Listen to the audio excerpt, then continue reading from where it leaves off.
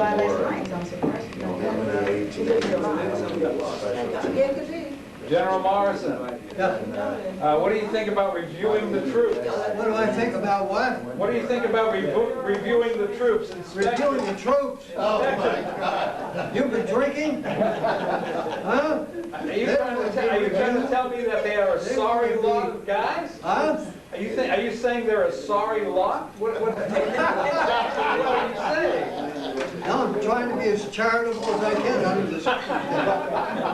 Hey, Dave, after 50 years, you still can't get rid of us. Well said, well said. And I'm delighted. Hello there, Diane. Is it Diane? Diane. How are you guys? You all right? You're tall as hell. I tell you. I wish I had your height. I feel like I'm standing in a hole. So it's a Joe and oh, yeah. No. Okay. Now, we're doing squeezing. Say hello, Dave. I've got to get I still wanted to, but my things I have got to learn. Hello. Let me, My wife, Glenn. okay. I met, what did you want me to do there? It's not a thing. Are you going to introduce this lovely lady? Am I going to introduce my Yes. gal? Yes. Oh, yeah, well, she's the gal that does everything for me. Now, take it easy. He forgets my name though half the time, so. Huh? Now, this is Sherry, and she's one hell of a heck of a lady. She's smart, she's hardworking, and she gets very little salary. I'm the guy that arranged that. And it's Very true. oh, I figured I played right into her hand. But she's very good. She's been around the business a long time. She retired from the National Security Agency. She is, how old is she? She's, I won't say. Very young. Very young. That's right. 30 years I at know. NSA. 30 Yeah, years at okay. NSA. I She married an is, ASA guy. You what, I sweetie? married an ASA guy. also. She married an So we NSA. can talk She stuff. is, you know, it's the breaks, you know. That's great. Is there anything I should be thinking of right now other than this? Okay, then we're gonna fire. I'm really delighted to see you all. I think you get that feel. I hope you do. We have been looking forward to this ever since I was talked into having this affair. And it was easy to talk to me. There's a man there, he's back there doing his thing. And he has been a real joy in helping me out with this program. A lot of the things that are occurring are the result of his intervention and his performance. He's managed to dig up people, not literally. Not yet. No, if we run out of the other kind, why would they do that? But it's a real joy. It really is, and I hope that we can have some fun here today. There isn't going to be a lot of seriousness. Perhaps I should say, though, that by way of something that's a little more serious, and that is that I wish I had made some notes. That would have been so much better. I did make notes. But anyway, the last survivor of the fated airplane crash, Ed Olson, he said he was coming. He planned to come, but it was dependent on whether or not he felt that he was up to coming. It appears that he did not feel that he was up to coming to visit with us. And I looked over a lot of the materials. He sent me a lot of materials, and I had heard a lot of things about Ed and his devotion to the group that were involved in that February 1954, I think it was 1954, yes it was, accident. And he's done so many things to hold a group together. And I certainly want him to be recognized here among this group. I think you know him, most of you know him pretty well, and it's a wonderful thing. I say let's give him an applause.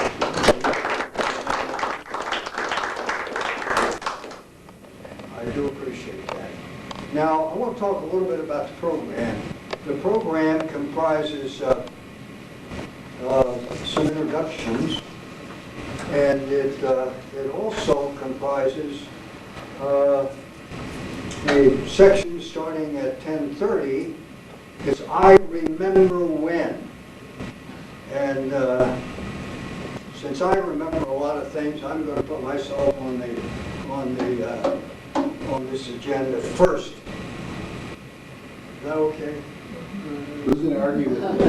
I just wonder whether anybody would debate that or not. And then I've got, I did prompt another member of the organization to speak.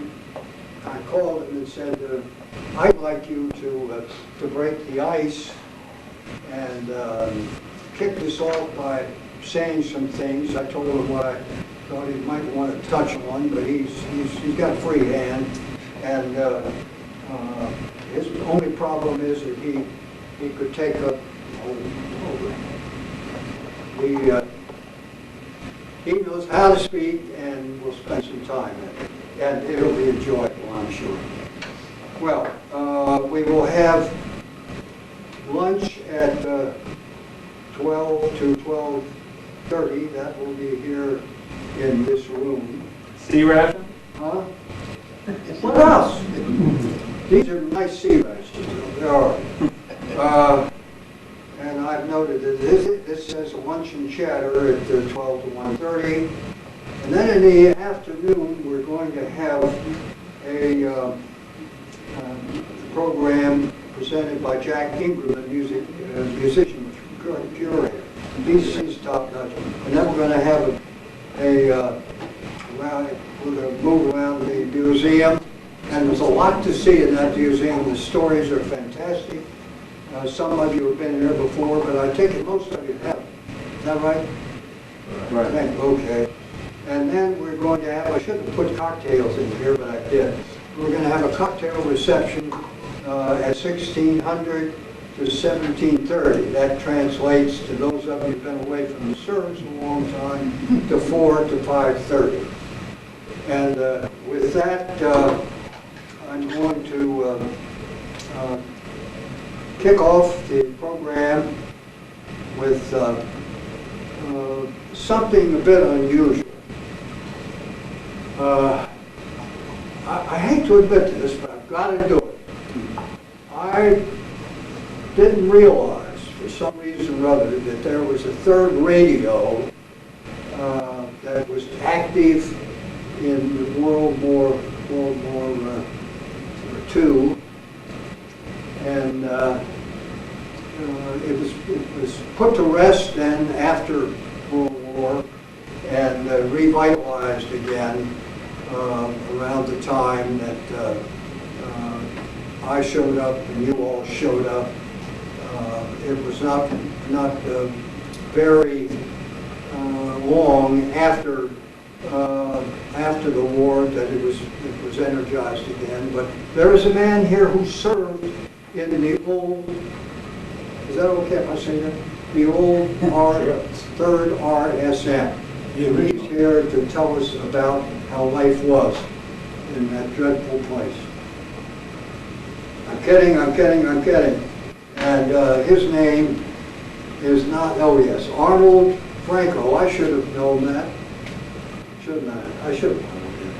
Okay, Arnold, you're on your way. Thank you. And Arnold will be speaking. I've threatened him if he goes over half an hour. So we're going to be jammed up. I'll try my best. Thank you. It's all yours. Thank you. How many of you knew about the fact that there was a third radio before we got organized? Only during Turns this, out I knew, Huh? time. but What's that? when you triggered it, I remember when I arrived at Anchorage, Incidentally, that they said there had been, and that third radio had been reactivated in like 1950 or 51. Yeah, it would have been that time frame. Yeah. but this is typical of what happened both to a lot of things in World War II and, of course, to the secrecy of our work. And I'll tell you very shortly when I started to this, the story of the third radio was really written by me almost by chance because so many things happened by accident. In 1993, just around the time of my 70th birthday, I had signed up for a trip to Normandy in 1994 for the 50th anniversary of D-Day. It was sponsored by the 9th Air Force Association, of which I was a member. And that sort of focused me on the events of World War II. I mean, I don't know if you remember, you're still young, when the veterans of World War II came home, there must have been 14 million of us. We were so numerous, and everybody had stories, and it was sort of a tacit agreement. We didn't talk about it because we had the question of secrecy.